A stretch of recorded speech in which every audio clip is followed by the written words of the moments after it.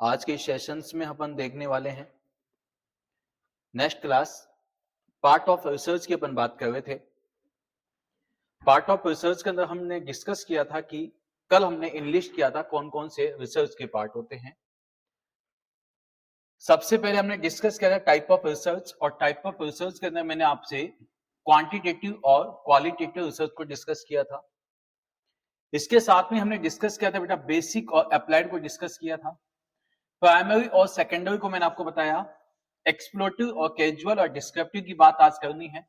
Deductive और inductive की अपन ने बात की। कल थोड़ा सा डिफरेंस के साथ मैंने आपके साथ डिस्कस किया था कि क्वांटिटेटिव और क्वालिटेटिव रिसर्च में होता क्या है। तो बेटा जी क्वांटिटेटिव और क्वालिटेटिव रिसर्च के अंदर हमने डिस्कस जो किया था, हमने ये बात की थी कि क्वांटिटेटिव रिसर्च के अंदर जो भी डाटा आएगा वो कैसे डाटा आएगा बेटा जी। यहाँ पे तो कौन सा डाटा आएगा? एक ऐसा डाटा आएगा जो कि कैपेबल टू काउंट होगा, जिसको अपन गिन सकते हैं, न्यूमेरिकल डाटा आएगा। और जबकि क्वालिटेटिव रिसर्च के अंदर हाइपोथेसिस किया जाता है, टाइम कंज्यूमिंग होता है, ऐसा डाटा आता है जिसको अपन capable to not capable to count अपन कह सकते हैं। इसी के साथ सेकंड अपन ने कुछ क्वेश्चंस को यहाँ पे डिस्कस किया, दोनों को अपन ने डिस्कस किया था। और इसी के साथ तो अपन अब आगे देखेंगे बेटा क्वांटिटेटिव क्वालिटेटिव को शॉर्ट में देखने के बाद। नेक्स्ट अपन ने क्वेश्चंस को भी यहाँ पे डिस्कस किया था, आई थिंक मुझे जहां तक याद है, और ये क्वेश्चंस अपने हो गए थे। आज अपन बात करने वाले हैं बेटा जी यहाँ पे सबसे पहले चलेंगे basic and applied. First number पे कल मैंने आपको डिस्कस किया था, किसका डिस्कस किया था बेटा? क्वांटिटेटिव और क्वालिटेटिव को।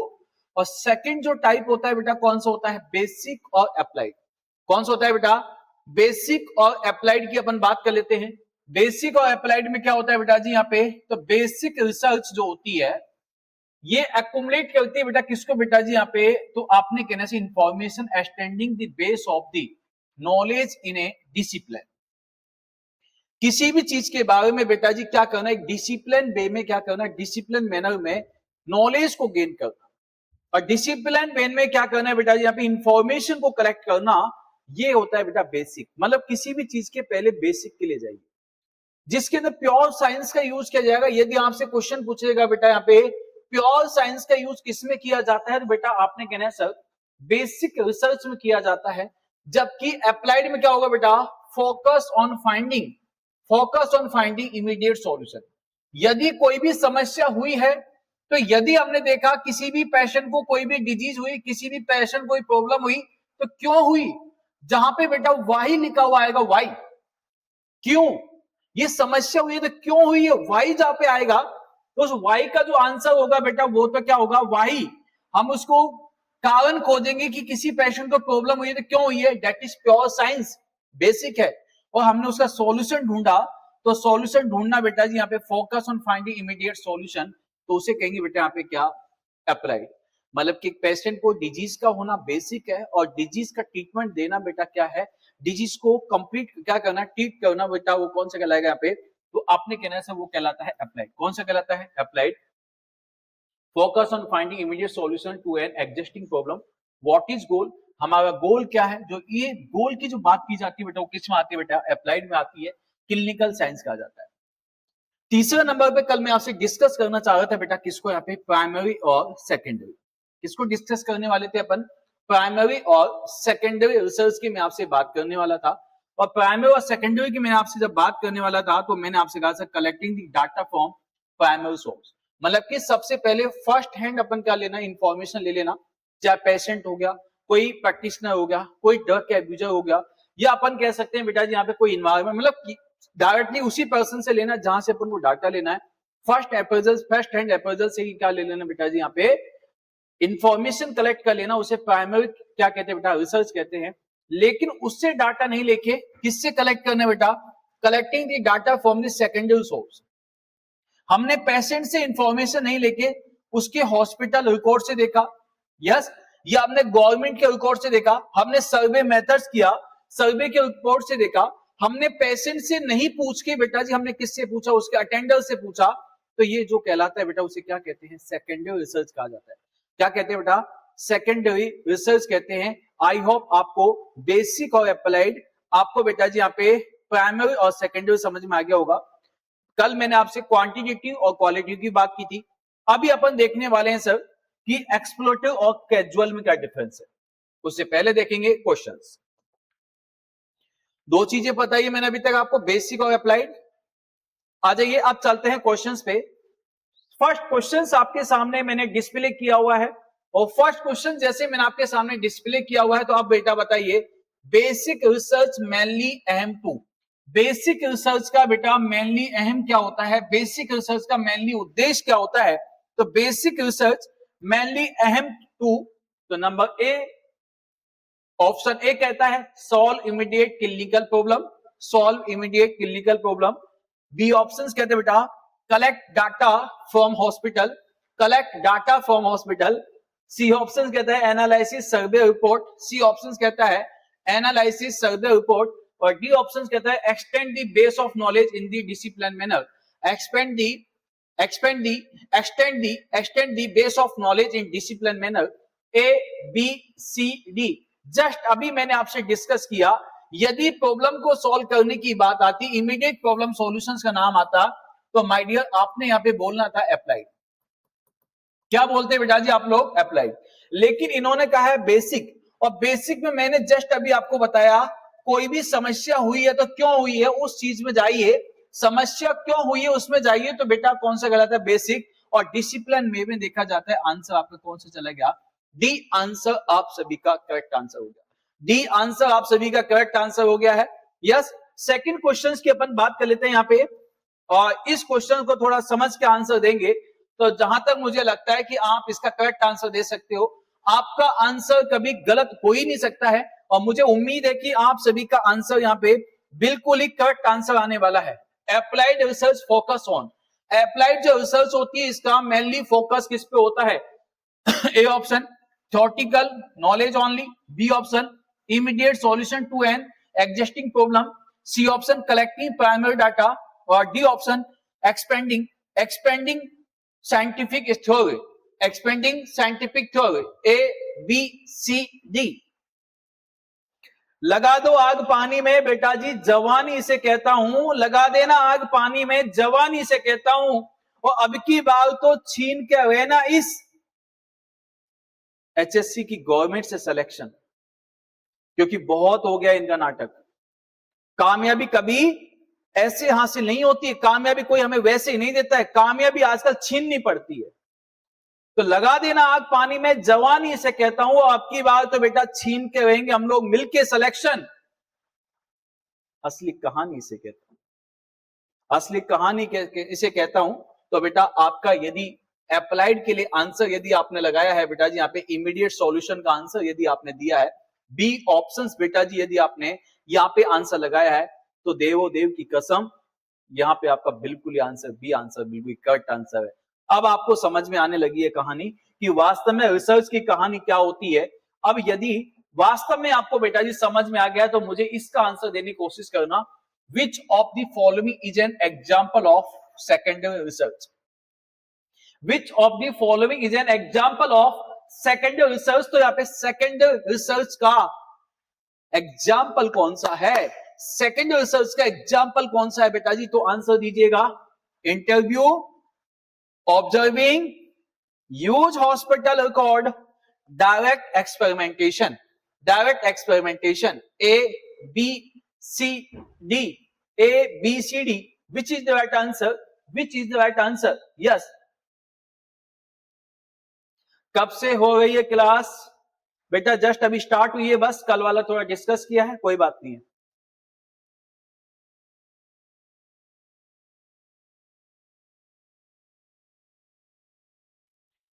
नेक्स्ट, तो सबसे पहले हमने कहा सर सेकेंडरी में क्या आएगा? पेशेंट से ना लेकर किससे ले ले बेटा? हॉस्पिटल रिकॉर्ड देख के चले गए, और हॉस्पिटल रिकॉर्ड देख के चले गए, डेट इज कौन सा बेटा? सेकेंडरी रिसर्च कहलाता है। नेक्स्ट क्वेश्चंस की बात कर लेते हैं। अच्छा, इस क्वेश्चंस में आप गलती करने वाले हो, यदि आप में दम हो तो आप इस क्वेश्चन का सही आंसर देके बता देना। मुझे पता है आप कंफ्यूज होने वाले हो। इस क्वेश्चंस को यदि आपने करेक्ट आंसर दे दिया तो मैं मानूंगा कि वास्तव में आप सभी पढ़ने वाले बच्चे हो, और अब आपके रिसर्च में घबराने की आवश्यकता नहीं है। यस, प्राइमरी रिसर्च इन्वॉल्व, सीधा सा क्वेश्चन पूछा है, प्राइमरी रिसर्च में इन्वॉल्व किया जाता है collecting data directly from the original source, मतलब कि क्या करना है बेटा जी, यहाँ पे डाटा को कलेक्ट करना फ्रॉम सीधा का सीधा ओरिजिनल सोर्स से, यूजिंग गवर्नमेंट रिपोर्ट से या रिव्यू लिटरेचर से, एनालिसिस पास्ट रिकॉर्ड से ए बी सी डी। मुझे उम्मीद थी, मुझे ये विश्वास था कि बेटा जी आप लोग जो आंसर लगाने वाले हो ना, यहाँ पे आपका आंसर, आप यहाँ पे ए आंसर लगाने वाले हो। मुझे इस बात का पहले से ही भरोसा था कि आप सभी के सभी जो आंसर लगाओगे बेटा ए आंसर लगाओगे। मुझे इस बात का पहले से ही अंदाजा था, मुझे इस बात का पहले से ही अंदाजा था कि आप सभी इसका ए आंसर लगाने वाले हो। इसलिए बेटा जी आप सभी का ए ऑप्शन जो है बेटा बिल्कुल ही गलत, बिल्कुल ही गलत बेटा जी। यहाँ पे ऑप्शन आपका बिल्कुल ही गलत नहीं है, बिल्कुल ही गलत नहीं है बेटा जी। यहाँ पे आपने बिल्कुल ही करेक्ट आंसर दिया है। मुझे उम्मीद थी आप करेक्ट आंसर दोगे, यस। और लेकिन यदि मेरी इस छोटी सी धमकी से यदि आप डर गए हो, इसके मतलब आप अपने डेस्टिनेशंस के लिए टिके हुए नहीं हो। शाबाश, क्या बात है, क्या बात है बेटा। यस, ए आंसर आप सभी का बिल्कुल ही करेक्ट आंसर है। और यदि आपको वास्तव में ये सस्पेंस यदि आपको थोड़ा सा ठीक लगा हो तो एक बार सभी की स्माइल आ जानी चाहिए, और आपकी स्माइल ऐसी होनी चाहिए, ऐसी स्माइल होनी चाहिए कि वास्तव में ऐसी स्माइल जो है मतलब कि वहां से सीधा सुगंध यहां तक आ जानी चाहिए। नो सर, हमारा तो यही था, कोई बात नहीं, सब बात। ये हंसते हुए चेहरे के अच्छे लगते हैं, खुदा की कसम सब दुख भूल जाता हूं। यस, आ जाइए नेक्स्ट क्वेश्चंस की बात कर लेते हैं। आप चलते हैं नेक्स्ट टाइप अपने पास था। यदि आपने बेटा इस चीज को अच्छे से समझा, इस टेबल को अच्छे से समझा, तो आपके आने वाले क्वेश्चन जो है बहुत इजी वे में आपके सॉल्व हो जाएंगे। नेक्स्ट मैंने आपसे बात की बेटा एक्सप्लोरेटिव, कैजुअल और डिस्क्रिप्टिव। किसकी डिस्कस करने वाले बेटा? सबसे पहले यहाँ पे मैंने आपको 3 टाइप बताए थे, एक्सप्लोरेटिव, डिस्क्रिप्टिव और यहाँ पे कैजुअल। कौन सा बेटा? यहाँ पे ओनली कैजुअल। या अपन इसे केस स्टडी में भी ले सकते हैं। तो सबसे पहले मैंने आपसे कहा सर एक्सप्लोरेटिव के अंदर किसकी बात की जाती है, तो यहाँ पे कुछ डिटर्मिनेशंस मैंने आपको लिखे हुए हैं। डिटर्मिनेशंस के माध्यम से देखेंगे कि इनमें डिफरेंशिएशन कैसे हिसाब से किया जाएगा। सबसे पहले बेटा मैंने बोला है एम्फेसिस। एम्फेसिस का मतलब होता है बेटा, एम्फेसिस का मतलब होता है पता लगाना। एम्फेसिस का मतलब क्या होता है बेटा? यहाँ पे पता लगाना। एम्फेसिस का मतलब क्या होता है बेटा? पता लगाना। और इसके माध्यम से जो पता लगाया जाता है, किस चीज का पता लगाया जाता है? मैं देख रहा था कौन आया। यस, एक्सप्लोरेटिव के माध्यम से बेटा जी यहाँ पे अब आपसे कहेगा सर एक्सप्लोरेटिव मेथड्स के अंदर किसका पता लगाया जाता है बेटा जी यहाँ पे? तो एम्फेसिस। एम्फेसिस का मतलब क्या है बेटा? पता लगाना। पता लगाना किसका? तो एक्सप्लोरेटिव मेथड से बेटा डिस्कवर किया जाता है आइडियाज एंड इनसाइट को। किसी भी पर्सन के दिमाग में, किसी भी पर्सन के दिमाग में क्या आइडिया चले हुए हैं, क्या इंसाइट उसकी है, इस चीज का पता लगाना है तो बेटा कौन से मेथड्स पे जाना पड़ेगा माय डियर? एक्सप्लोरेटिव मेथड्स पे जाना पड़ेगा।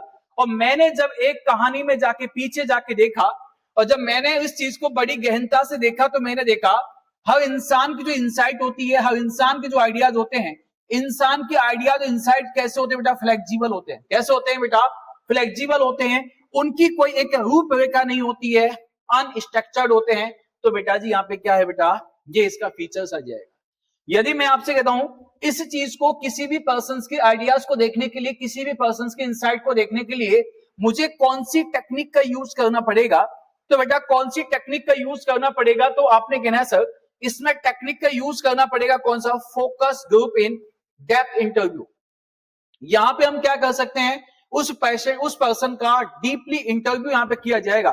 यहाँ पे उस पर्सन का डीपली इंटरव्यू किया जाएगा, और डीपली इंटरव्यू किया जाएगा तो बेटा यहाँ पे क्या आएगा? अब आपसे क्वेश्चन कहेगा सर क्वालिटेटिव, मतलब कि एक्सप्लोरेटिव जो यहाँ पे रिसर्च होती है वो किस में इंक्लूड की जाती है? तो एक्सप्लोरेटिव के अंदर जो डाटा आएगा बेटा कैसे आएगा? क्वालिटेटिव आएगा। कैसा आएगा बेटा? पे क्वालिटेटिव आएगा। केबीसी में अमिताभ बच्चन की तरह सर, अरे बेटा कौन सा केबीसी में पता नहीं, जो भी है मैंने तो पहली बार सुना है। यस, इसके बाद में बेटा सेकंड आप समझना, क्वालिटेटिव रिसर्च में मतलब कि इंसान के आइडियाज है, इंसान की इंसाइट है वो चेंज हो सकती है। और यदि इंसान की आइडियाज इंसाइट चेंज हो सकती है तो मतलब उसकी ओपिनियंस आइडियाज क्या कहते हैं? मैंने आपको बोला सबके सब क्वालिटेटिव में जाएगा। तो एक्सप्लोरेटर्स को इंक्लूड किया जाएगा, किसमें किया जाएगा, क्वालिटेटिव रिसर्च में किया जाता है। अगर समझ में आया सभी को। सेकंड, यदि मैं आपसे बात कर लेता हूं डेस्क्रिप्टिव, किसकी बात कर लेते हैं बेटा, डेस्क्रिप्टिव की बात कर लेते हैं। और डेस्क्रिप्टिव में क्या होता है, frequency of occurrences, frequency of occurrences को देखा जाएगा, और फ्रीक्वेंसी ऑफ अक्रेंस डिजीज की नाम आएगा बेटा, किसका नाम आएगा, फ्रीक्वेंसी ऑफ अक्रेंस डिजीज। और फ्रीक्वेंसी ऑफ अक्रेंस डिजीज का जब नाम आएगा तो आपने कहना सर इसमें हाइपोथेसिस किया जाता है, किसका पता, किसका लगाते हैं, अक्रेंस ऑफ डिजीज का लगाते हैं डेस्क्रिप्टिव के अंदर। अब यहाँ पे फीचर्स कौन सा होता है, हाइपोथेसिस के माध्यम से कोई भी डिजीज का हमें क्या करना पड़ेगा, सर्वे करना पड़ेगा, ऑब्जर्वेशन करना पड़ेगा। अभी इतने केसेज हैं, बाद में कैसे आ सकते हैं, अभी इतने केसेज हैं, बाद में कितने हो सकते हैं, अभी इतने हैं, बाद में कितने हो सकते हैं। मैंने इतने कितने बोला है, काउंटिंग बोली है, काउंटिंग, क्या बोलिए बेटा, काउंटिंग बोलिए। यदि काउंटिंग बोली है ना तो आपने कहना सर कौन सा होगा, ये क्वांटिटेटिव रिसर्च होगा। कौन सा होगा, ये क्वांटिटेटिव रिसर्च होगा। तो डेस्क्रिप्टिव यदि आपने सुना होगा तो एपिडेमोलॉजिकल जो मेथड्स होते हैं बेटा, यहाँ पे एपिडेमोलॉजिकल मेथड्स आपने सुने होंगे। तो एपिडेमोलॉजिकल जो होते हैं बेटा, इसमें मेथड्स जो यूज किए जाते हैं कौन कौन से होते हैं बेटा, यहाँ पे एक होता है कौन सा, डेस्क्रिप्टिव, यस, और दूसरा होता है बेटा एक्सपेरिमेंटल। कौन सा होता है, एक्सपेरिमेंटल आपने सुना होगा, जिसके अंदर एनालिसिस, केस स्टडीज वगैरह आपने सुना होगा, कोहार्ट स्टडी आपको पढ़ाई गई होगी, यस। तो डेस्क्रिप्टिव के अंदर बेटा यहाँ पे किसकी बात की जाती है, डिजीज के अकरेंस की बात की जाती है, टाइम, पैलेस, पर्सन की बात की जाती है। ये सब जो बातें होती है डेस्क्रिप्टिव में होती है। ये आपको यहाँ पे आपको कम्युनिटी वाले सर ने आपको सब कुछ पढ़ाया होगा, यस। अब यदि सेकंड, यदि मैं आपसे बात कर लेता हूँ बेटा जी, यहाँ पे किसका नाम आएगा, कैजुअल, किसका नाम आएगा, कैजुअल। और कैजुअल का मतलब क्या है बेटा जी, यहाँ पे कॉजेज, क्या है, कैजुअल का मतलब क्या है बेटा, कॉजेज, जिसके अंदर डिटरमाइन कॉजेज एंड इफेक्ट, किसी भी चीज के कॉजेज और इफेक्ट को देखना, और किसी भी चीज के कॉजेज और इफेक्ट को देखना, और वहां पे जो भी चेंजेस आते हैं बेटा, वेरिएबल्स आते हैं, उस वेरिएबल्स की बात करना, वहां पे वेरिएबल्स की बात करना। और वेरिएबल्स यहाँ पे, अब आपको पता है किसी भी चीज के नेगेटिव और पॉजिटिव इफेक्ट को देखेंगे, और किसी भी चीज के नेगेटिव और पॉजिटिव इफेक्ट को देखा जाएगा तो हमें क्या करना पड़ेगा बेटा, एक्सपेरिमेंटल करना पड़ेगा। क्या करना पड़ेगा, उसका एक्सपेरिमेंट करना पड़ेगा। एक बार जल्दी से इस पे फोकस करके देखिए, शाबाश, इसका गेट लगा देना। आप जल्दी से इस पे फोकस करके देखिए, शाबाश।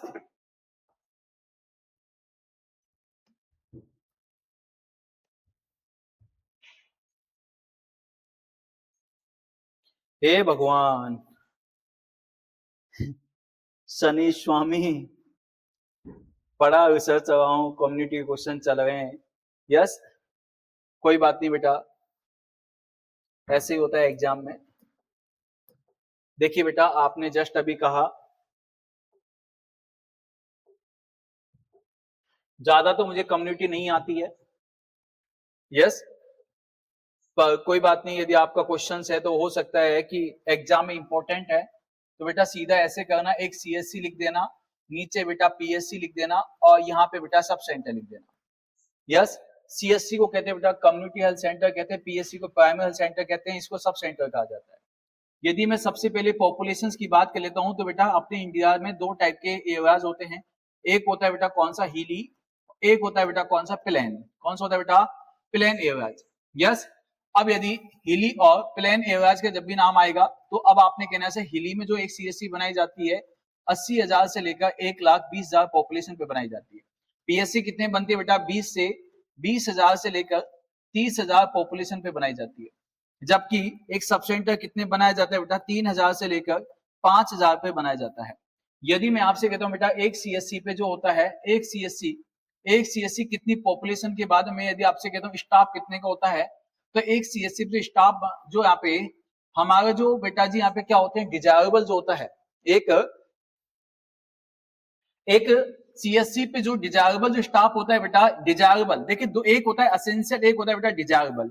डिजायरेबल जो होता है, डिजायरेबल जो होता है बेटा वो होता है 46 से लेकर 52 के स्टाफ की आवश्यकता होती है। कितनी होती है, 46 से लेकर 52 के स्टाफ की आवश्यकता होती है।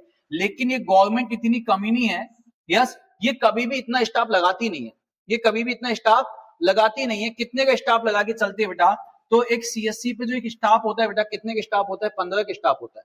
कितने बेडेड पे होता है बेटा, तो आपने कहना है बेड जो होते हैं ना बेटा, इस पे कितने बेड होते हैं, तो बेड जो होते हैं बेटा जी यहाँ पे कितने बेड होते हैं बेटा, यहाँ पे 30 बेड होते हैं। यस, यदि पीएससी की बात करें तो पीएससी बेटा दो टाइप की होती है। एक जो पीएससी होती है बेटा दो टाइप की, कौन कौन सी होती है, एक होती है टाइप ए और दूसरी होती है बेटा टाइप बी। कौन सी होती है, टाइप ए और टाइप बी। यदि उसमें डिलीवरी लोड यदि क्या होता है बेटा, more than 20 in a month, यदि एक ऐसा पीएससी जिसमें 20 से ज्यादा डिलीवरीज होती है एक महीने में, उसे टाइप ए कहते हैं। और जिसपे बेटा जी 20 से कम होती है बेटा एक महीने में डिलीवरी, उसे क्या कहते हैं, टाइप बी कहते हैं। यहाँ पे टाइप ए में जो स्टाफ होता है बेटा वो कितना होता है, 4 से 6 का होता है। यस, यहाँ पे सॉरी टोटल जो स्टाफ होता है बेटा जी यहाँ पे कितना स्टाफ होता है पीएससी पे, और पीएससी पे 15 का स्टाफ होता है बेटा, कितना होता है, 15 का स्टाफ होता है। जबकि अब यहाँ पे बेड की जब मैं आपसे नाम लूंगा तो टाइप ए जो पीएससी होती है उसमें बेड होते हैं बेटा 4 से 6, और यहाँ पे जो बेड होते हैं बेटा टाइप बी पीएससी पे जो बेड होते हैं, इस पे जो बेड होते हैं बेटा जी कितने होते हैं, तो आपने कहना चाहिए इस पे बेड होते हैं 6 से 10 बेड होते हैं। कितने होते हैं, 6 से 10। सब सेंटर की यदि मैं आपसे बात कर लेता हूँ बेटा, सब सेंटर जो होता है ये भी दो टाइप का होता है, एक होता है टाइप ए और एक होता है बेटा टाइप बी। कौन सा होता है, टाइप ए और टाइप बी। टाइप ए पर जो दी जाती है बेटा ओनली बेसिक केयर दी जाती है, कौन सी देते हैं बेटा, बेसिक केयर देते हैं। और जबकि टाइप बी पे कौन सी दी जाती है बेटा, यहाँ पे basic care plus MCH care दी जाती है। इस पे जो अब यदि आपसे कहेगा सर सब सेंटर में कितने का स्टाफ होता है, तो बेटा 3 से 4 का स्टाफ होता है। अगर जो सीएचओ लगाया गया है वो सीएचओ कहां जाएगा, सीएचओ बेटा यही तो जाता है।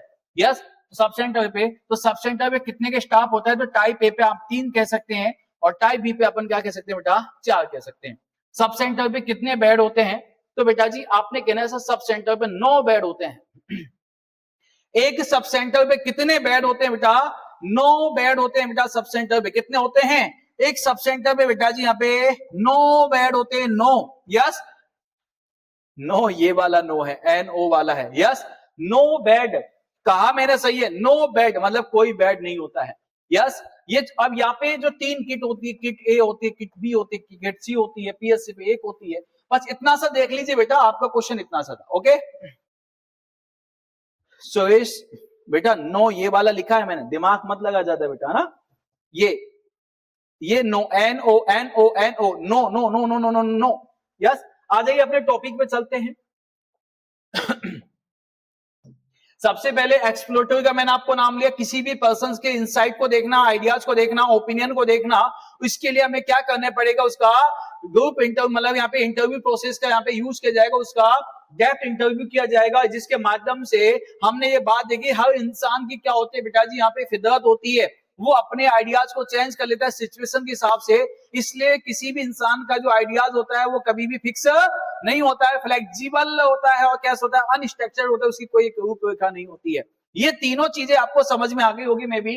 एक्सप्लोरेटरी, डिस्क्रिप्टिव और कैजुअल का मैंने आपको नाम दिया था। कॉजेज भी अपन कह सकते हैं, कॉजेज स्टडी भी अपन कह सकते हैं, केस स्टडी भी आप कह सकते हो बेटा, यहाँ पे बात एक ही है। यस, अब सेकंड यदि अपन चलते हैं बेटा, आइए एक छोटी सी दुनिया में मैं आपको फिर से लेके चलता हूं, एमसीक्यू की दुनिया से। फिर हम समझते हैं कि वास्तव में हमने क्या पढ़ा। हमने ये पढ़ा है कि यदि क्वेश्चन हमसे कहेगा which type of the research focus on discovering new ideas and insight, अगर क्वेश्चन पूछ ले मेरा क्या जाता है, इसने सीधा बोला है which type of the research, ऐसी कौन सी रिसर्च है जिसके अंदर डिस्कवर किया जाता है न्यू आइडियाज को और इनसाइट को, न्यू आइडियाज को और इनसाइट को डिस्कवर किया जाता है बेटा। डिस्क्रिप्टिव में किया जाता है, कैजुअल में किया जाता है, एक्सप्लोरेटिव में किया जाता है, एक्सपेरिमेंटल में किया जाता है, एक्सपेरिमेंटल में किया जाता है ABCD।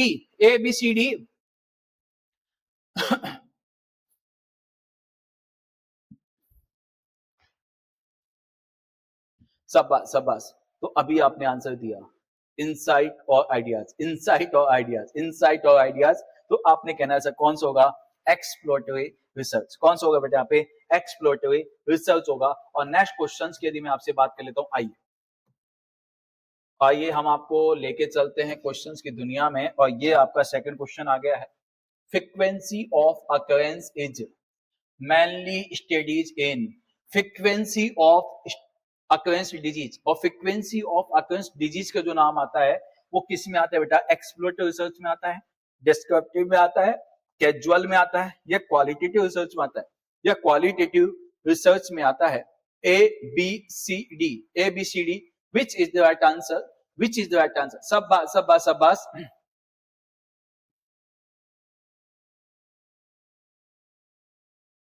क्या बात है।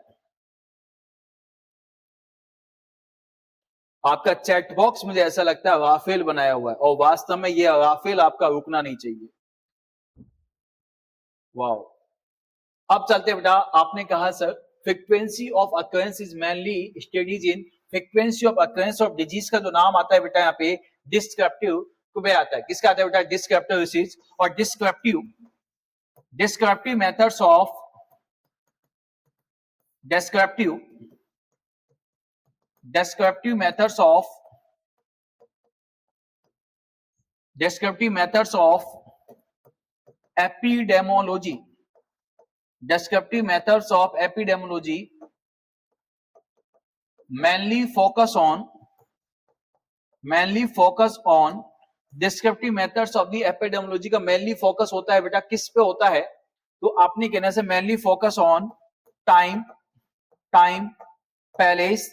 Palace and person. किस पे होता है बेटा? यहाँ पे टाइम, पैलेस और पर्सन पे होता है बेटा। सबसे ज्यादा किस पे फोकस होता है बेटा? टाइम, पैलेस और पर्सन पे होता है। Distribution determination of the disease की बात की जाती है। किसकी बात की जाती है? Distribution determination of the disease की बात की जाती है। टाइम, पैलेस, पर्सन पे इसका फोकस होता है बेटा।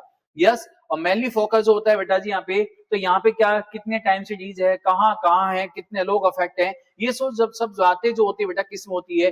डिस्क्रिप्टिव मेथड के अंदर होती है। सेकंड यदि अपन देख लेते हैं next question, which research type involve control of variables to determine causes and effect? which research type involve, ऐसी कौन सी रिसर्च है जिसके अंदर बेटा यहाँ पे इन्वॉल्व किया जाता है कंट्रोलिंग जो होती है, कोई भी वेरिएबल्स होते हैं उसको कंट्रोल करना, वेरिएबल्स को बेटा जी यहाँ पे कंट्रोल करना, to determine causes and effect, और उसके कॉजेज और इफेक्ट को देखना, उसके कॉजेज और इफेक्ट को देखना किस में आता है? डेस्क्रिप्टिव रिसर्च में आता है, एक्सप्लोरेटिव रिसर्च में आता है, ऑब्जर्वेशन रिसर्च में आता है, या बेटा कैजुअल रिसर्च में आता है। A B C D, A B C D, which is the right answer? यहाँ पे आपका आंसर ऐसा आना चाहिए कि वास्तव में ही दिल गार्डन हो जाए, आपका दिल जो है बेटा जी यहाँ पे वास्तव में आपके सिलेक्शंस की दुआएं देने लग जाए। आपका सिलेक्शन और कोई एक माध्यम नहीं है, सिलेक्शन का एक ही मूल मंत्र, किसी से पूछने की आवश्यकता नहीं है, किसी को अपने हाथ दिखाने की आवश्यकता नहीं है, कभी भी अपने किस्मत को कोसने की आवश्यकता नहीं है। सिलेक्शन चाहिए ना, तो जिस दिन आपका दिल खुद गवाह देने लग गया कि नहीं यार बस कर, सिलेक्शन के इतना ही पढ़ाई काफी है, मैंने जो पढ़ा है सफिशिएंट है, मेरा सिलेक्शन श्योरिटी के साथ हो जाएगा, इतना सफिशिएंट है, जिस दिन आपके दिल से बेटा ऐसी दुआएं आने लग गई ना, उस दिन आपके सिलेक्शन होने से आपको कोई नहीं रोक सकता है। आप सिलेक्शन से उसी टाइम पे हार जाओगे जिस दिन आप अपने आप से हार जाओगे। दुनिया में आपको हराने वाला कोई नहीं है, इंसान तभी हारता है जब वो अपने आप से हार जाता है। कभी भी पढ़ते समय रुकना नहीं है, झुकना नहीं है, और बेटा थकना नहीं है। 3 चीजें अपना लो, अपना दोस्त बना लो, हमेशा अपना टाइम की वैल्यू समझते हुए अपने इस टाइम को अपना दोस्त बना लो और इसको वेस्ट मत जाने दो। मैंने सीधा सा आपसे कहा सर डिटरमाइन द कॉजेज और इफेक्ट, तो सीधा बोल देना बेटा किस में जाएगा? कैजुअल रिसर्च में चला जाएगा या केस स्टडी में चला जाएगा। यस। नेक्स्ट यदि अपन बात कर लेते हैं बेटा यहाँ पे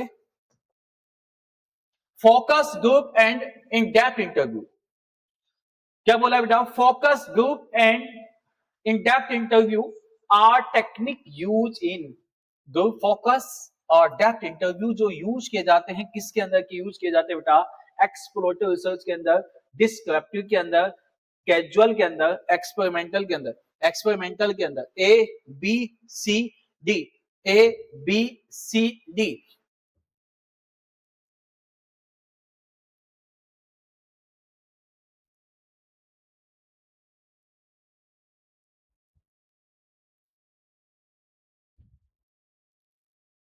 ए बी सी डी, सब बस।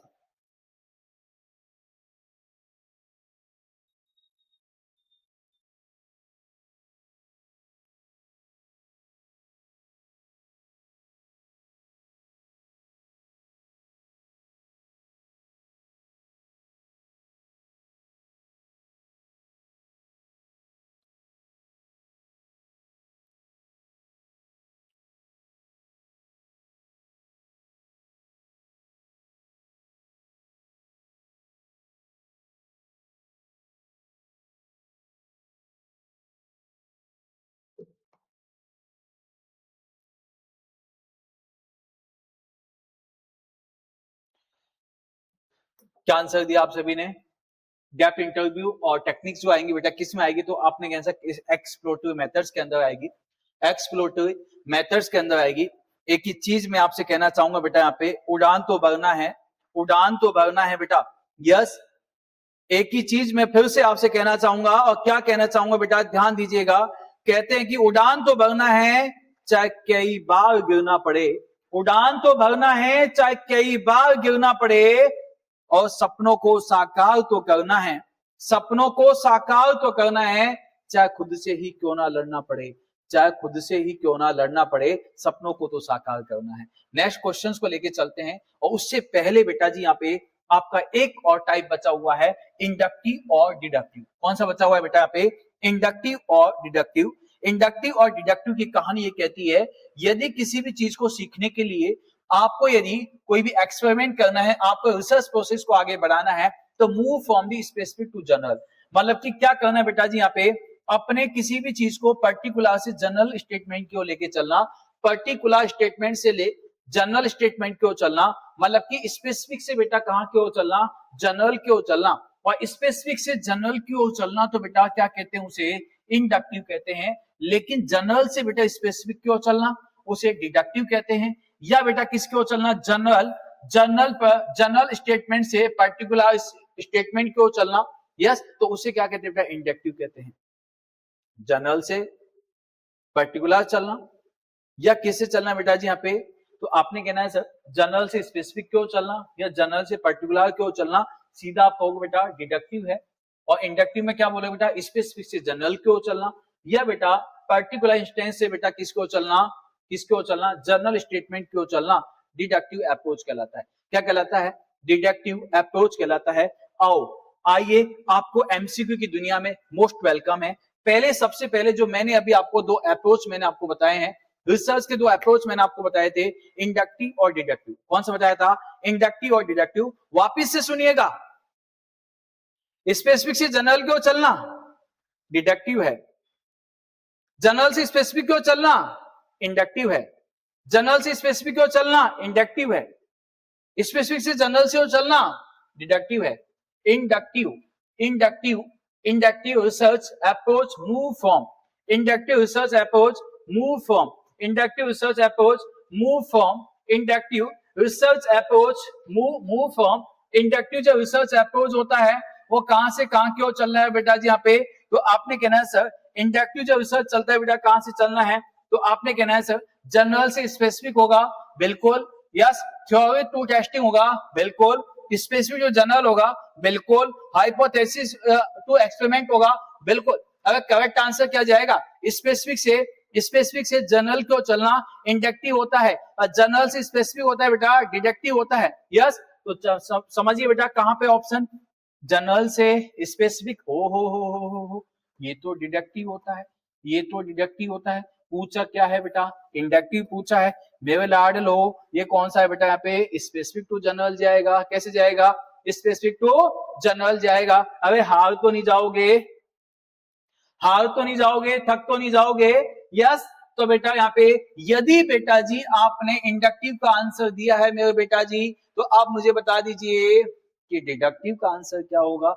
Deductive research begins with observation, general to theory, general या theory, data collection, case study, data collection, case study, data collection, case study. क्या आंसर जाएगा बेटा जी यहाँ पे? General premise to theory, general premise या थ्योरी। जनरल से कैसे चलेंगे बेटा? पे स्पेसिफिक की ओर चलेंगे।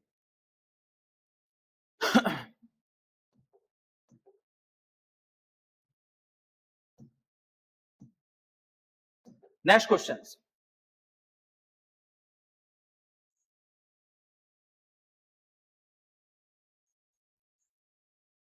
which approach is used to develop a general statement from particular instance? थोड़ा सा क्वेश्चन को समझना पड़ेगा, थोड़ा सा क्वेश्चन को समझना पड़ेगा बेटा जी। यहाँ पे क्वेश्चन ने क्या कहा है? which approach is used to develop general statement, general statement लिए कहां से है? पर्टिकुलर से है। अब बताना मैंने किस में बताया था? पर्टिकुलर टू बेटा जनरल किस में बताया था मैंने आपको? पर्टिकुलर टू जनरल की बात किसमें की थी? डिडक्टिव रिसर्च में की थी, एक्सपेरिमेंटल में किया था, या एनालिटिकल में, या इंडक्टिव में, या इंडक्टिव में। इसने क्या बोला है? फ्रॉम पर्टिकुलर से जनरल, फ्रॉम पर्टिकुलर से जनरल। यदि अभी भी आपको अपना आंसर बेटा यदि चेंज करना है तो अभी कर सकते हो। जिन्होंने ए आंसर दिया है, जिन्होंने ए आंसर दिया है, जल्दी से अपना आंसर चेंज कर सकते हो, समझ के आंसर दे सकते हो। सब बस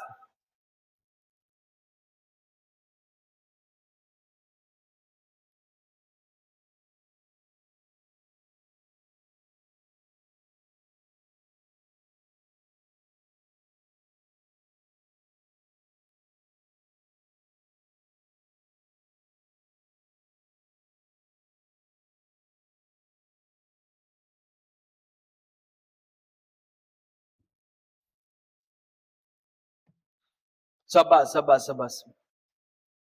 यही है जी, यही है जी, यही है जी, समझ के देना बेटा answer.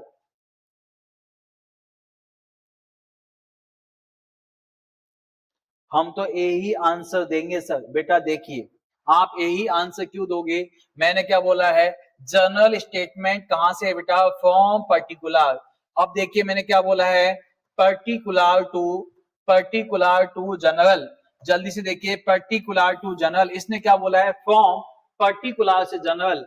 Yes, to approach develop किया गया है जनरल स्टेटमेंट। जनरल स्टेटमेंट कहां से आया बेटा? पर्टिकुलर से आया है। और पर्टिकुलर से यदि जनरल का आया है तो आ जाइए, मैंने कहा बताया बेटा आपको? पर्टिकुलर से जनरल, पर्टिकुलर से जनरल स्टेटमेंट की ओर चलना, पर्टिकुलर से जनरल स्टेटमेंट की ओर चलना। तो बेटा जी ये ऑप्शन कहां पे? इंडक्टिव कहां पे है बेटा जी? इंडक्टिव कहां पे है? जल्दी से बोलिएगा बेटा, इंडक्टिव कहां पे है? मेरे ख्याल से तो डी आंसर आपका करेक्ट आंसर जाना चाहिए। क्यों गोल गोल घूम गए ना? क्यों घूम गए ना गोल गोल? तो बताइए, पर्टिकुलर से जनरल और मैंने आपको बताया तो कहां जाओगे बेटा? डी आंसर आपका करेक्ट हो जाएगा। कौन सा होगा? डी आंसर आपका करेक्ट हो जाएगा। यस,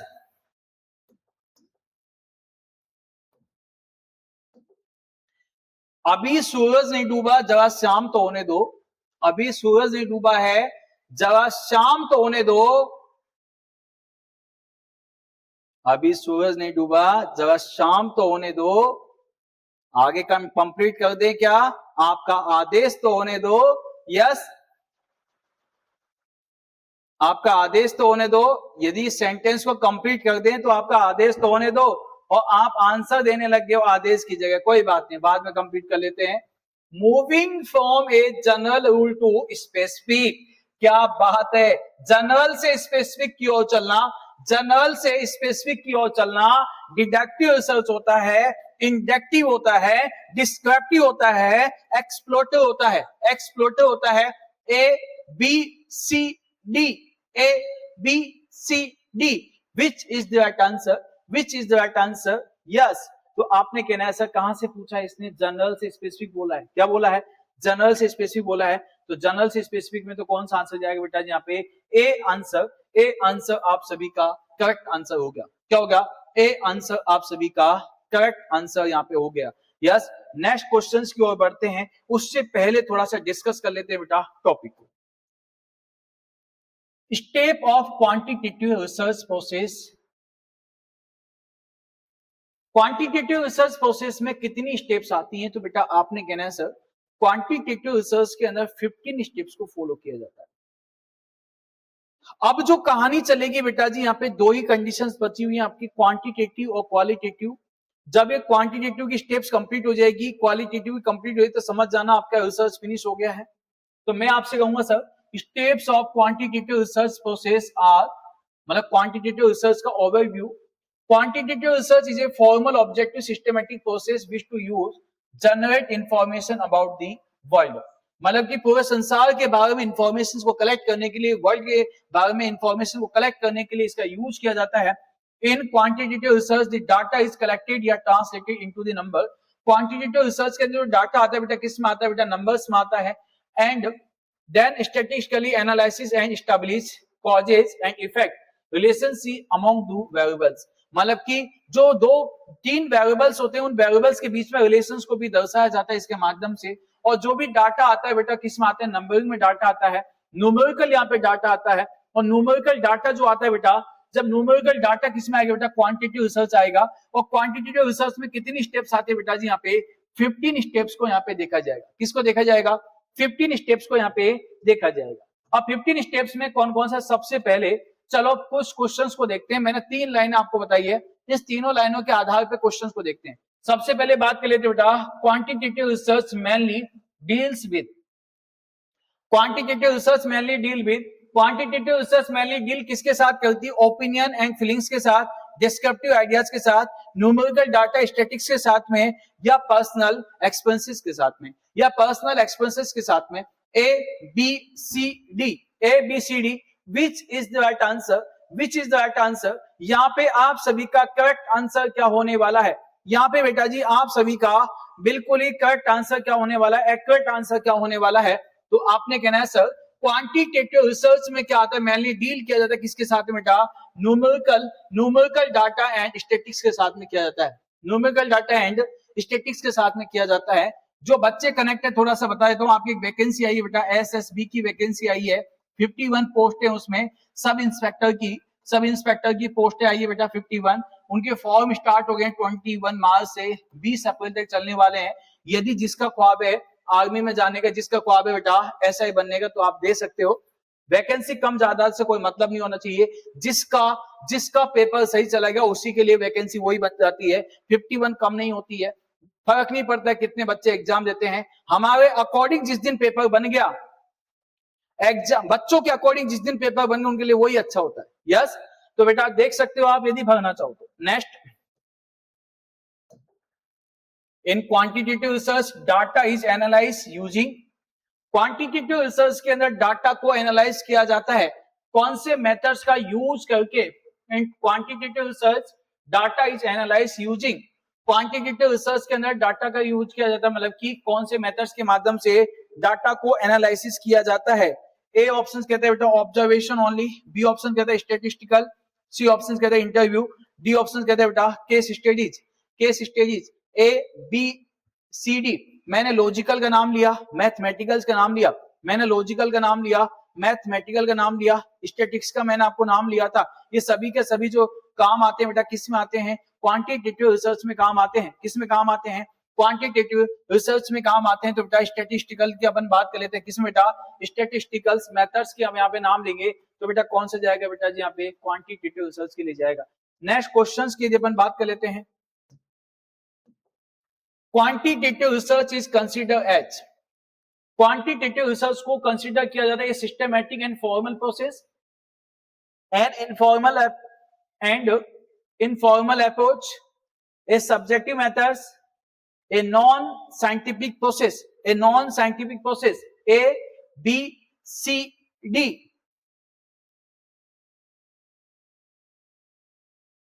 तो क्वांटिटेटिव जो रिसर्च होता है बेटा कैसे होता है, सिस्टेमेटिक और फॉर्मल प्रोसेस होता है। कैसे होता है, सिस्टेमेटिक और फॉर्मल प्रोसेस होता है। नेक्स्ट की बात कर लेते हैं बेटा, quantitative research help to establish, quantitative research का यूज किया जाता है बेटा किसके लिए, किसमें हेल्प करता है, social opinion, emotional response, culture belief, causes and effect of the relationship, causes and effect of the relationship. A B C D, A B C D, which is the right answer.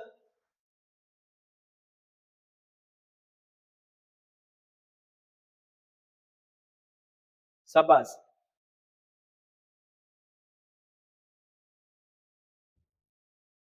Causes and effect on relationship. अभी just मैंने आपसे बात की थी बेटा जी, यहाँ पे हमने डिस्कस किया था कि सर क्वांटिटेटिव रिसर्च में जो इंक्लूड किया जाता है 15 स्टेप्स को इंक्लूड किया जाता है। कितना, 15 स्टेप्स यहाँ पे फॉलो की जाती है क्वांटिटेटिव रिसर्च के अंदर। और क्वांटिटेटिव रिसर्च के अंदर जो स्टेप्स होती है बेटा कितनी होती है, 15 स्टेप्स होती है। उसमें सबसे पहली जो स्टेप्स होती है बेटा formulation of the research problem. यहाँ पे रिसर्च प्रॉब्लम को फॉर्मुलेट किया जाएगा, मतलब कि रिसर्च किस टॉपिक पे करनी है, किस प्रॉब्लम पे करनी है। तो सबसे पहले बेटा formulation of the research problem. B second अपन कहेंगे सर कौन सी स्टेप्स है, तो डिटरमाइनिंग द स्टडी ऑब्जेक्टिव। यहाँ पे हमारा जो उद्देश्य है वो क्या रहने वाला है, गोल क्या रहने वाला है। और तीसरा क्या होगा बेटा, उसके लिए हमें क्या करना पड़ेगा, रिव्यू ऑफ लिटरेचर, मतलब कि टाइम कंज्यूमिंग से बचने के लिए, डुप्लीकेशन से रिप्लीकेशन से बचने के लिए, टाइम कंज्यूमिंग और डुप्लीकेशन रिप्लीकेशन से बचने के लिए हम यहाँ पे क्या करेंगे, जो हमारे पास में पहले से खोजा गया जो डाटा है हम उसी को देखने की कोशिश करेंगे, और पहले से खोजे हुए डाटा को देखना ही रिव्यू ऑफ लिटरेचर कहलाता है। नेक्स्ट अपन कहेंगे से डेवलपिंग कॉन्सेप्चुअल फ्रेमवर्क, और यहाँ पे किसको बनाया जाएगा बेटा, रोड मैप तैयार किया जाएगा, एक फ्रेमवर्क तैयार किया जाएगा, उस बड़े प्रपोजल्स को छोटे रूप में देखा जाएगा, उसे अपन कहेंगे बेटा जी यहाँ पे क्या, डेवलपिंग कॉन्सेप्चुअल फ्रेमवर्क। अब यहाँ पे दो चीजें आएंगी बेटा, फिफ्थ स्टेप में कौन सा आएगा, फॉर्मुलेटिंग, यहाँ पे फॉर्मुलेटिंग हाइपोथेसिस एजम्पशन। बेटा हाइपोथेसिस का मतलब होता है किसी भी चीज को बिना एक्सपेरिमेंट किए ही सही मान लेना, किसी भी चीज को बिना एक्सपेरिमेंट किए सही मान लेना, वो तो होता है बेटा जी यहाँ पे अजम्पशन। और हाइपोथेसिस क्या होता है बेटा जी यहाँ पे, एक्सपेरिमेंट के माध्यम से उसको सही मानना, उसे कहते हैं बेटा हाइपोथेसिस। 6 स्टेप जो अपनी फॉलो की जाती है बेटा, सेलेक्टिंग रिसर्च अप्रोच, डिजाइन या मेथडोलॉजी, इसे अपन कहते हैं मेथडोलॉजी, इसे कहते हैं बेटा रिसर्च डिजाइन, इसे कहते हैं बेटा रिसर्च अप्रोच। तो कितने होते हैं बेटा, दो टाइप की होती है, कौन कौन सी होती है, एक्सपेरिमेंटल होती है, नॉन एक्सपेरिमेंटल होती है। अभी मैं आपको सिर्फ इन लिस्ट कराने की कोशिश कर रहा हूं, उसके बाद बेटा जी एक एक स्टेप्स को अपन समझने की कोशिश करेंगे, एक एक स्टेप को मैं आपको समझाऊंगा। उसके बाद क्या होगा बेटा, स्पेसिफाई दी पॉपुलेशन, कि हमने जो रिसर्च प्रोसेस जो आगे बढ़ाना है वो कौन सी पॉपुलेशन पे बढ़ाना है, इसको स्पेसिफाई करेंगे। और उसके साथ में टूल, यहाँ पे क्या किया जाएगा, developing tool for data collection, और यहाँ पे डेवलप किया जाएगा डाटा कलेक्शन के टूल, यहाँ पे डेवलप किया जाएगा। और उसके बाद में बेटा जी यहाँ पे स्टैब्लिश एथिकल कंसिडरेशन और एथिक्स इन नर्सिंग। आपको पता है जितने भी एक्सपेरिमेंट किए जाते हैं नर्सिंग के अंदर, वो या तो किसी एनिमल पे किए जाते हैं या ह्यूमन बीइंग पे किए जाते हैं। उस पर्सन का राइट होता है जिसपे वो एक्सपेरिमेंट किया जाएगा कि उसको कोई भी यदि हार्मनेस होती है उससे बचाया जाए, ये उसका राइट होता है। तो उसी के लिए क्या कहते हैं बेटा जी यहाँ पे एथिकल कंसिडरेशंस होते हैं। एक यहाँ पे क्या किया जाएगा बेटा, पायलट स्टडी या ट्राई आउट अपन कह सकते हैं ऑफ टूल्स। उसके बाद में सैंपल और सैंपलिंग होगा, डाटा कलेक्शन होगा, इंटरप्रिटेशन होगा, और ये सभी के सभी वो लास्ट वाली आपकी चीजें आ गई। तो कितनी स्टेप्स होती है बेटा यहाँ पे, 15। कितनी होती है, 15। Number 1 formulating of the research problem, second कौन सी, डिटरमाइनिंग द स्टडी ऑब्जेक्टिव, तीसरा कौन सा बेटा, रिव्यू ऑफ लिटरेचर, चौथा कौन सा, डेवलपिंग कॉन्सेप्चुअल फ्रेमवर्क, फिफ्थ कौन सा बेटा, हाइपोथेसिस एंड एडप्शन, सिक्स कौन सी बेटा यहाँ पे, रिसर्च डिजाइन, 7 कौन सी, specify the population, developing tool for data collection, 9 कौन सी, establishing ethical consideration and ethics in nursing research, और 10 कौन सी बेटा यहाँ पे, प्लॉट स्टडी या ट्राई आउट ऑफ टूल, 11 कौन सी है, सैंपल सिलेक्शन और सैंपलिंग, 12 कौन से बेटा, डाटा कलेक्शन है, थर्ड कौन से, preparing data for analysis, analysis and interpretation 14 है, और 15 में कौन सा आएगा, डिसिमिनेटिंग दी रिसर्च फाइंडिंग। कौन सी होगी बेटा यहाँ पे, डिसिमिनेटिंग दी रिसर्च फाइंडिंग। आपको सीधा का सीधा एक बार इन सभी को 15 को इनलिस्ट कर लेना है। उसके बाद में बेटा जी कल जो अपनी कहानी चलेगी वो चलेगी क्वेश्चंस पे, और जल्दी से इस वाले क्वेश्चंस को याद कीजिए बेटा और मुझे आंसर दीजिए इसको, जल्दी से देखिए क्वेश्चन को। सब बस कविता वैशाली का बहुत जल्दी गुड इवनिंग हुआ है बेटा जी यहाँ पे, अहो भाई हमारे टाइम से तो आगे चलो। Which steps come after review of literature, which step come after review of literature. सीधा सा क्वेश्चन आपसे पूछा गया है कि रिव्यू ऑफ लिटरेचर के बाद में, कि रिव्यू ऑफ लिटरेचर के बाद में कौन सी स्टेप्स आती है क्वांटिटेटिव रिसर्च के अंदर। इसका मतलब यह है कि हमें 15 की 15 स्टेप सीक्वेंस से याद होना चाहिए। इसलिए क्वेश्चन कहता है सर रिव्यू ऑफ लिटरेचर के बाद में कौन सी स्टेप्स आती है, डाटा कलेक्शन आता है, डेवलपिंग कॉन्सेप्चुअल फ्रेमवर्क आता है, या सैंपल सिलेक्शन आता है, एनालिसिस ऑफ द डाटा आता है। एनालिसिस ऑफ द डाटा आता है, A B C D, A B C D. Which is the right answer, which is the right answer, correct answer आपका क्या होने वाला है, सब। अभी जस्ट मैंने आपको 15 स्टेप्स का नाम लिया था, और उसमें मैंने आपको सबसे पहले रिसर्च प्रोपोजल्स मतलब फॉर्मुलेटिव रिसर्च प्रॉब्लम की बात की, ऑब्जेक्टिव की बात की, आरओएल की बात की, कॉन्सेप्चुअल फ्रेमवर्क की मैंने आपसे बात की। यस, तो उसके बाद कौन सा बेटा यहाँ पे, तो आपने कहना है डेवलपिंग कॉन्सेप्चुअल फ्रेमवर्क। सब बात, सभी का बी आंसर यहाँ पे करेक्ट है। Next question, the first step in quantitative research. Quantitative research की पहली स्टेप्स कौन सी है, क्वांटिटेटिव रिसर्च की यहाँ पे पहली स्टेप्स कौन सी है, which is first step of the quantitative research.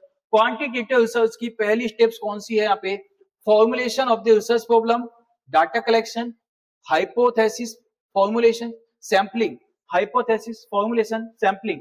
तो यहाँ पे ए आंसर आपका करेक्ट जाता है बेटा, formulation of the research problem. क्या जाएगा? Formulation of the research problem आपने कहनी है sir.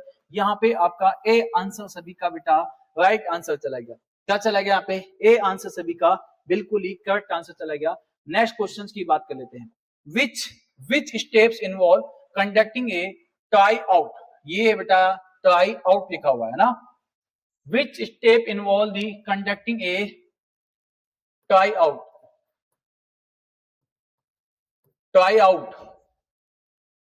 of the research tool, try out of the research tool, data analysis, sampling, review of literature या बेटा प्लॉट स्टडी, या बेटा जी प्लॉट स्टडी। ट्राई आउट पता लगाना, रिव्यू ऑफ लिटरेचर के साथ बताया था। No, which step involving conducting a try out of the research tool.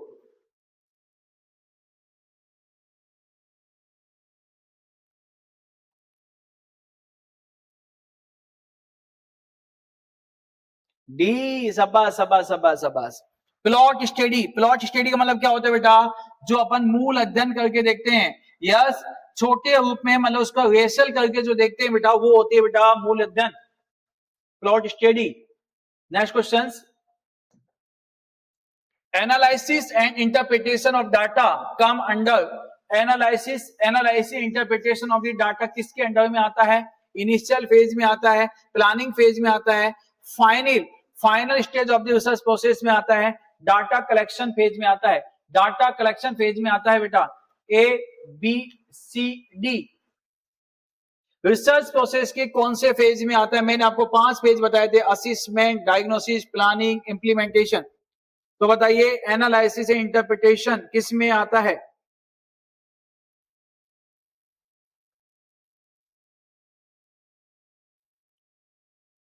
कौन से फेज में आता है बेटा एनालिसिस इंटरप्रिटेशन? तो आपने कहा सर किस में आता है सबसे पहले? तो फाइनल स्टेज में आता है। किस में आता है बेटा? यहाँ पे final stage of the research process के अंदर आता है। अभी कल परसों ही मैंने आपके साथ डिस्कस किया था। नेक्स्ट, यहां तक की कहानी थी बेटा आज अपनी। कल अपन देखेंगे जो 15 स्टेप मैंने आपके साथ डिस्कस किए थे, उन 15 स्टेप्स को कल मैं एक एक को कंप्लीट कराने की कोशिश करूंगा। कल अपन देखेंगे वो 15 स्टेप्स के अंदर क्या क्या है, एक एक स्टेप्स को अपन देखेंगे। फॉर्मुलेटिंग और रिसर्च प्रोसेस को देखेंगे, data mining of the study objective को देखेंगे, रिव्यू ऑफ लिटरेचर को देखेंगे, एक एक को देखेंगे, साथ में एक एक क्वेश्चन देखते चलेंगे बेटा जी यहाँ पे। तो बस ऐसे ही क्लास के साथ बने रहिए। और यदि किसी भी बच्चे को कहीं भी कोई भी प्रॉब्लम है तो बेटा आप मुझे एक बार 1 मिनट के लिए कमेंट सेक्शन में आके बता सकते हो कि सर हमें समझ में नहीं आ रहा है, या कोई भी दिक्कत है बेटा, या एमसीक्यू समझ नहीं आ रहे, क्लासेस समझ नहीं आ रही है, जो भी दिक्कत आपको है बेटा जी यहाँ पे, तो आप मुझे एक बार कमेंट सेक्शन में आके बता सकते हो, ताकि मैं कोशिश करूंगा कि मैं आपके लिए और चीजों को इफेक्टिव कर सकूं। क्योंकि मैं नहीं चाहता कि आपका कोई भी सब्जेक्ट इस प्लेटफॉर्म के माध्यम से कोई भी सब्जेक्ट आपका वीक रहे। मेरा उम्मीद है कि मैं आपके प्रत्येक हम इस प्लेटफॉर्म के माध्यम से आपको बेस्ट टू बेस्ट देने की कोशिश करेंगे बेटा। Yes, okay.